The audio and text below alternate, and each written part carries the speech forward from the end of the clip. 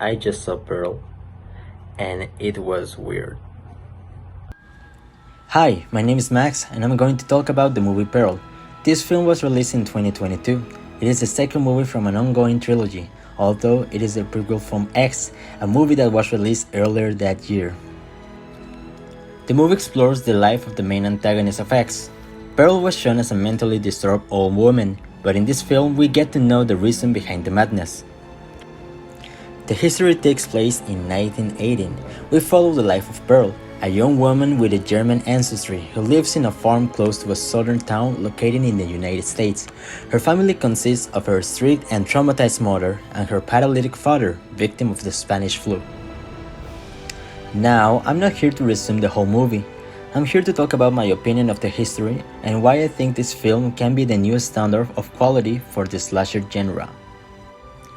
I saw the movie twice. The first time I didn't pay too much attention to it, and I thought it was just a movie about a killer woman. However, the second time that I watched it, it really changed my perspective. When you understand that the movie is not just about a girl killing people, the plot makes a lot more sense. This film showcases the harsh reality of a psychopathic person and the descent into the limits of their minds.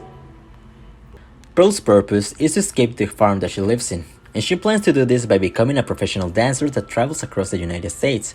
However, she's constantly being told that her dreams are delusional and something like that could never happen. Her mother explains to her that she is lucky for having a house and food on her plate. She didn't suffer like her mother and that she's just ungrateful for the things that she has. But Pearl doesn't think that this is true. She thinks that the only reason that she's not a famous dancer yet is because she's still living in the farm, and this is a recurring theme throughout the film. Pearl always finds excuses on why her dreams are not yet fulfilled, instead of actually doing something to reach them. Throughout the film, we can see some glimpses of the reality behind Pearl's mask. She presents herself as a loving and beautiful farmer, but deep inside she finds satisfaction by practicing cruel acts, such as killing small animals and feeding them to Theta, the alligator that lives by the swamp in the farm. These kinds of behavior are harmless at the beginning, but they escalate very quickly. The scenes that show Pearl committing these acts have the intention of showing how the protagonist deals with her frustration. She finds excitement in killing, but she's not hurting anyone yet. Now I'm going to talk about why I think Pearl is a good depiction of a psychopathic person. Pearl shows a lack of empathy for every life that is not hers. She has an objective and is willing to harm anyone that blocks her path. She can identify emotion, but she can't comprehend them. She's not interested in anyone's feeling. That's what makes her dangerous. She's not killing and doing all kinds of horrible stuff just for the sake of it. She does it because that's the only way that she can cope with her frustration. We as viewers understand that what she's doing is wrong, and even then, we sympathize with her. Why? Because she's a human that shares common trauma with the public. We side with her just like a lot of people sided with Danny at the end of Midsommar.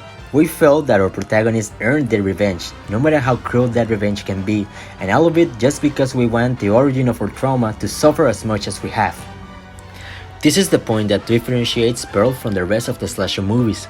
Pearl portrays a psychopathic, traumatized, and murderer woman that we can relate with. Pearl is a tridimensional character. She doesn't just kill people, she kills people that blocks her way. She has a purpose that she follows until her breaking point at the climax of the film. Most of the slasher movies fall short in this part. We don't have someone that we can relate to. We usually just have a group of victims and a murderer. We rarely get attached to any character because their stories are generic. Think of Michael Myers from the Halloween saga. He's portrayed as a psychopath that killed his sister and began a killing streak in a town. But what else? What were his motives? He depicts a super powerful villain that his only objective is to kill, and that works for a lot of people. Maybe they just want to feel the thrill of having a superhuman chase a group of people, killing them one by one for almost 2 hours. But then the movie ends, and there was no message. You didn't change your perception of anything. When I finished Pearl, I understood the dangers of thinking like the protagonist. Putting aside the mental disorders, Pearl never fought for anything. She lived in a hostile environment, but she never did anything about it. On the movie X, the sequel of Pearl, we met Maxine, a young, beautiful actress that sacrificed everything to become an adult film superstar. This is the perfect contrast. Pearl never left the farm. We know that she didn't have any kind of feelings for her family, but she met a lot of people that could have helped her. But she didn't let them because she kept putting excuses into her own way. Maxine left her house even when she had a very famous and religious father to risk it all to fulfill her dreams. That's a message that you can live by. That is something that you can get out of a movie that cares enough to create appealing characters and plots. And I think that every movie that is worth watching should have that. Something to change your perspective.